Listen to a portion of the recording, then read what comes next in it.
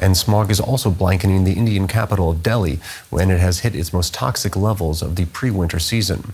The thick air pollution has limited visibility and even diverted some flights. Levels of cancer-causing particles have surged far past the daily limit set by the World Health Organization. It's gotten so bad that India's Supreme Court has taken up the issue and ordered local governments to take, quote, all possible action to mitigate the problem. It's also prompted authorities to close schools and switch students to online classes. This is Delhi. On Monday afternoon, the air quality index stood at 30 times the level categorised as good for breathing. The smog is a risk for everyone, with doctors warning of the impact of exposure to the toxic air.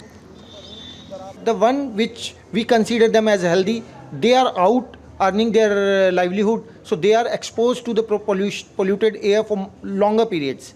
We can confine the children and elderly individuals into the homes, but the bread earner of the family cannot stay inside house. So they are also getting affected because of the air pollution. Most schools in Delhi have been shut, but some have remained open, a cause for concern among many students and parents. We're facing a lot of difficulties. People are getting sick because of the pollution. We have to wear face masks to protect ourselves, and now schools are shut because of this. It is important to shut schools. Even though the children's studies are important, health is equally important. If the students are healthy, they can catch up on studying. Authorities in Delhi have also banned construction work, asked employers to have more staff work from home, and banned trucks not deemed essential. Thick smog generally envelops India's capital and northern states, along with parts of Pakistan, between October and January. It's due to pollution, weather conditions, and crop stubble burning. And it's this practice that has local officials in Delhi furious. Why is this happening? Because of crop residue burning across the nation. Farmers are burning stubble in Punjab, Haryana, Madhya Pradesh, Uttar Pradesh and Rajasthan. But the federal government is sitting idle. Today, the entire north of India has been pushed into a medical emergency. The Indian government in turn has blamed local authorities for not doing enough to control pollution in Delhi. Weather forecasters predict no change in the conditions in the coming days. Our correspondent Adil Bhatt joins me now from India's capital, Delhi. Now, the viewers just saw some really shocking images of air pollution where you are, and India's highest court has also held a hearing to address that pollution. So what exactly did the judges say? Well, the Supreme Court has criticized the authorities and Delhi government for its delayed action in tackling the rising pollution in Delhi, in the outskirts of Delhi as well. And they said that the authorities had failed to take any preventive action. Instead, they waited for it to improve on its own.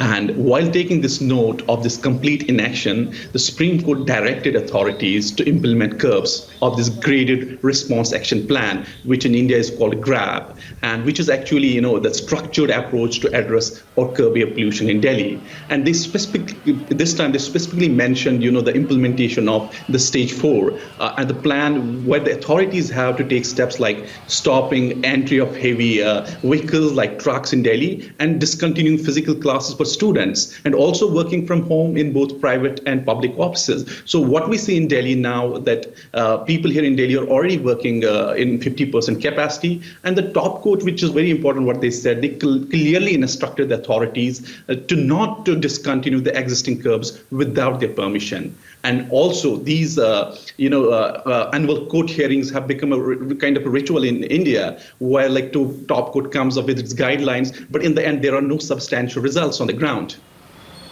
Well, that really is the question. Are these new measures actually capable of making a dent in the country's horrible air pollution at the moment? Well, I mean, these guidelines from the Supreme Court or orders, we can say, they should make some kind of a difference.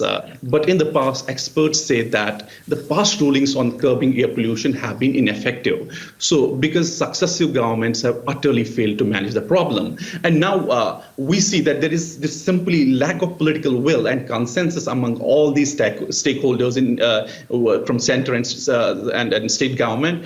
And what makes, Aaron, the matter worse is the political bickering that's taking place between center and state, and this happens every year, and with no one actually addressing the root cause of the problem.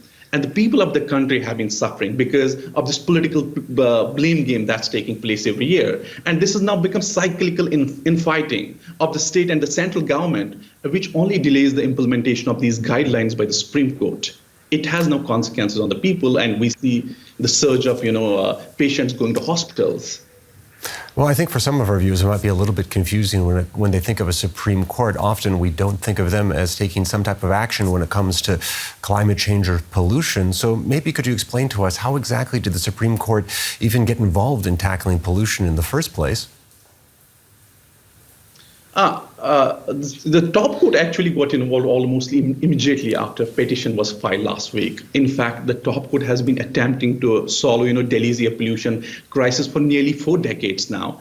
And because of the failure of the government to address this issue, and one more important thing is that top court always steps in matters of public interest. And right now, the situation in northern India, usually we're talking about Delhi or also the neighboring states like Haryana or Rajasthan and Uttar Pradesh. The situation in these states is a public health crisis, actually. And the Supreme Court's intervention comes because it recognizes that access to clean air as a fundamental right. And in the past, the court has said that air pollution violates fundamental rights of the citizens. And authorities have allowed this blatant violation of rules that involve these rights. So now we have to see and watch if these rulings will actually make a difference on the ground. We have to monitor and see what will authorities do this time. Okay. I'm afraid we have to leave it there. Thank you very much for reporting. That was DW correspondent Adil Bhatt from Delhi. Thank you for joining us.